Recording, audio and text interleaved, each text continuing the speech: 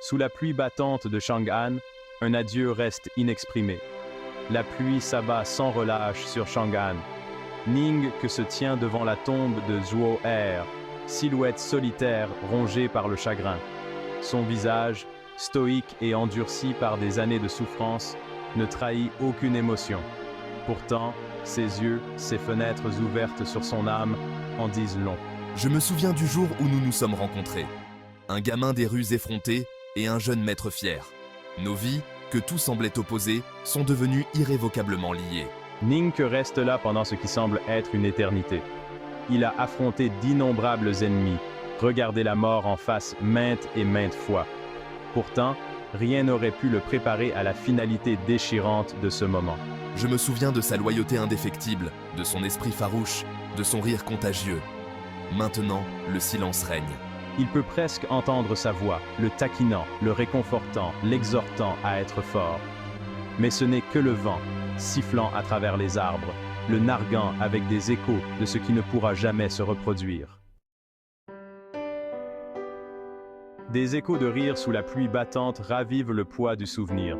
Les souvenirs, autrefois source de réconfort, le lacèrent désormais comme des éclats de verre. Chacun d'eux est un rappel du lien irremplaçable brisé par la main cruelle du destin. Je me souviens de notre voyage depuis les plaines désolées, au-delà du mur, jusqu'au cœur bouillonnant de Chang'an. Les innombrables dangers que nous avons affrontés, côte à côte. À travers tout cela, Zhuo Er a été ma constante, mon ancre, ma raison de me battre. Il avait juré de la protéger, de la mettre à l'abri du danger. Une promesse brisée, une dette impayée. Le poids de son échec l'écrase.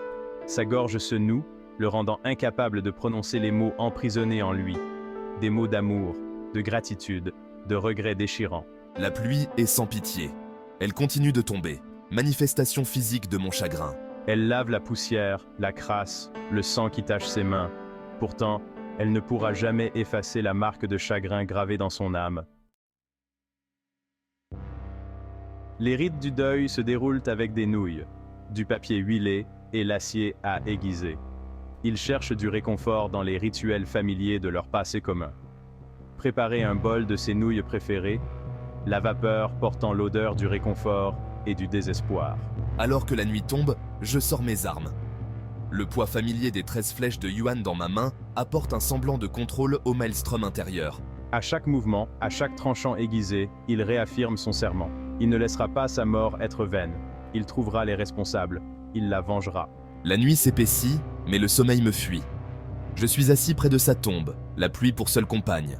Il lui parle à voix basse, déversant son chagrin, sa culpabilité, son amour dans la nuit impitoyable.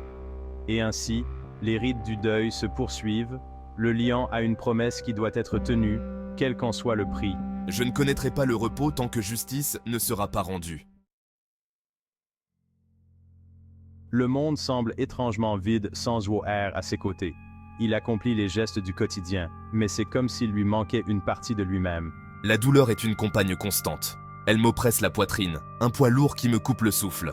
Le silence qu'elle a laissé derrière elle est assourdissant, amplifiant les échos de son rire dans son esprit. Il essaie de trouver du réconfort dans les routines familières de son entraînement. Pourtant, même dans le feu de l'action, il ressent cruellement son absence. Au milieu des décombres de son chagrin, une lueur de détermination commence à poindre. Alors qu'il fouille dans les affaires de Zhuo Er, il découvre un compartiment caché dans son coffre en bois. À l'intérieur, il trouve une collection de lettres, soigneusement conservées. En lisant les lettres, une profonde prise de conscience m'envahit. Zhuo Er avait toujours cru en moi, même lorsque je doutais de moi-même. Et tandis que sa présence physique a disparu, son esprit, son amour, demeurent. Il jure d'honorer sa mémoire en vivant une vie digne du sacrifice qu'elle a consenti.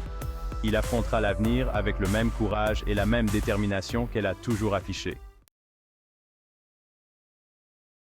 Parmi les possessions de Zhuo Er, Ning que découvre autre chose. Un petit morceau de tissu apparemment insignifiant. En l'examinant de plus près, il reconnaît le tissu. C'est le même matériau que celui porté par les assassins qui les ont attaqués. La pluie s'est arrêtée. Les nuages se dissipent, révélant un ciel embrasé d'étoiles. Elles semblent se moquer de moi par leur indifférence. Il ferme les yeux, puisant sa force dans le souvenir de l'esprit inébranlable de Zhuo-Er.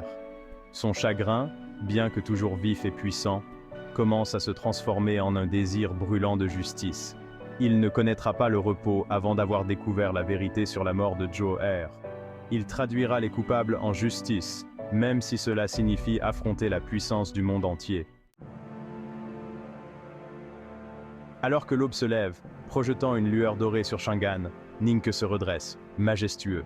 Il n'est plus le jeune homme brisé par le chagrin et perdu dans sa douleur. Je serre le morceau de tissu contre mon cœur, un rappel tangible de mon serment. Je trouverai les responsables de la mort de Zhuo-Er. Je les ferai payer. Le monde lui a peut-être arraché Zhuo-Er, mais cela n'a fait qu'attiser un feu en lui.